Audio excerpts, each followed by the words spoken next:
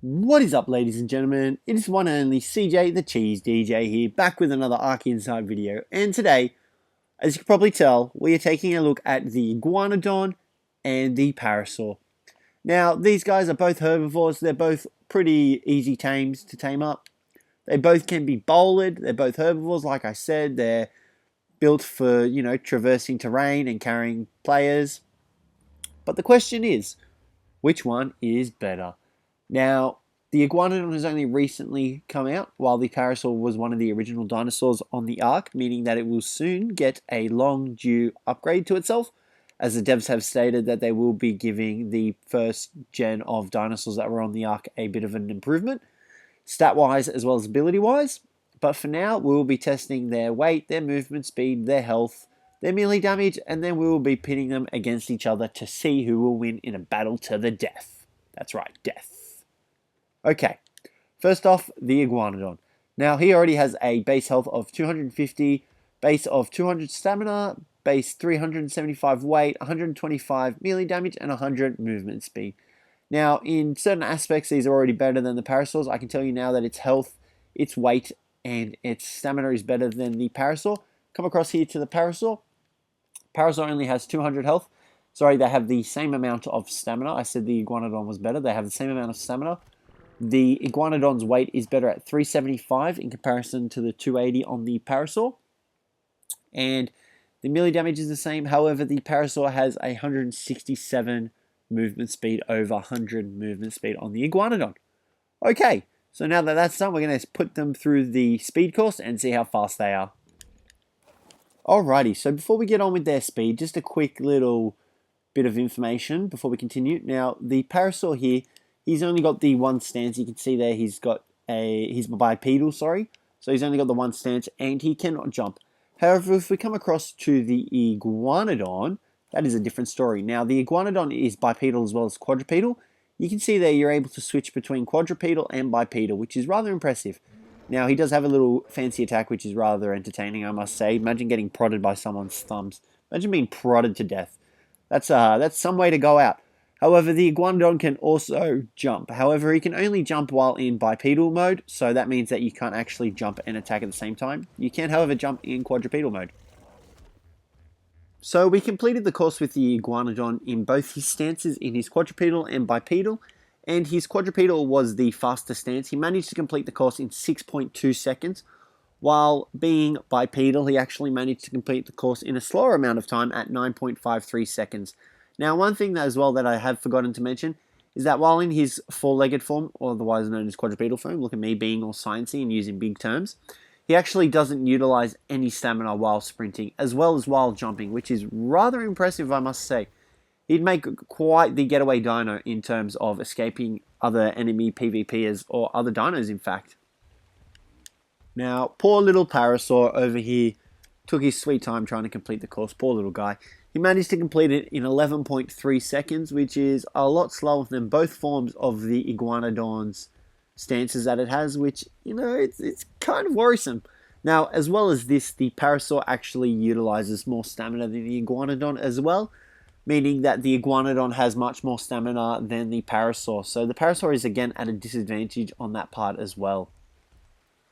So their swim speed was a different story, however. The Parasaur is actually better built for swimming in water than the Iguanodon is. You can see here he's actually a pretty avid swimmer, and he doesn't lose too much oxygen while swimming. Now, the Parasaur was known for being an all-terrain mount, in the early game of Ark. For new players that had just come in, he was one of the first dinos you actually on the saddle for. So, him being good in water is actually rather helpful for newer players that aren't proficient at taming higher level or stronger dinos. But the Iguanodon is pretty much just as fast, if not slightly faster than the Parasaur in water. You can see here he's moving at a rather decent speed. I'm surprised at how fast he's actually moving. However, his oxygen depletes a lot faster than the Parasaur does in the water. Now, the turning radius for the two. The Iguanodon has a very good turning radius. You can see here he's able to keep his tight circles very closely kept together. Now, that is at walking speed. Sprinting speed is a slightly different story. He's still got very tight circles able to be formed from turning. And, it's the same for both his forms. However, his bipedal form is actually a little bit better at turning than his quadrupedal form. His quadrupedal form, he takes larger strides kind of thing, so it's bigger.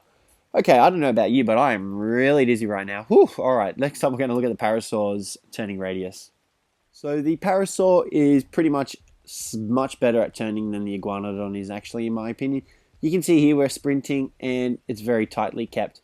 However, he is slower, so that would explain why his turning radius is better. But we're pretty much pivoting on the pot while walking, so that's what the Parasaur has got going for himself. He doesn't really have much else going for himself. Okay, so we took a look at their melee damage, and this Equus has so voluntarily decided to be our test dummy. Once again, finding these test dummies just lying around the place. I don't know where they come from. But the Iguanodon actually jabs with his two thumbs. You can see there. Now, he only does a DPS of 31, which is rather strong if you think about it for a herbivore of this speed and caliber. Now, we will take quickly a look at the Parasaur while we've got him here. Now, I can already tell you that the Iguanodon's melee damage will be a lot higher than the Parasaur's.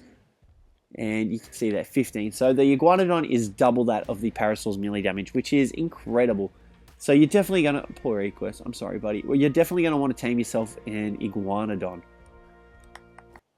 Alrighty, next up we took a look at their torpor. Now you can see from this table that the Iguanodon only took 6 crossbow bolts, 4 tranquilizer darts, and 2 shocking trank darts. Now this is for a level 50, which I'm rather surprised at how little torpor he has. For such a good dinosaur, he doesn't have much torpor. And his torpor rate depletion is actually a lot lower than what I expected it to be as well.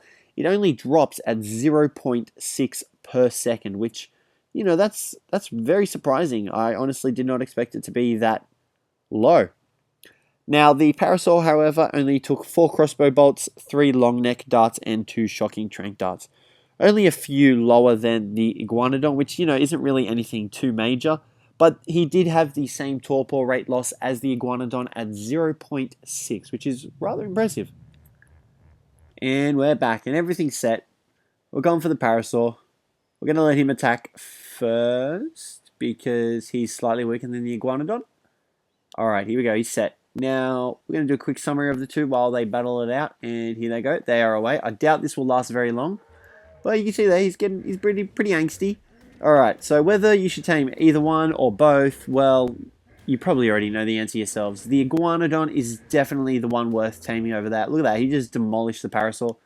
The Iguanodon's not even at half health.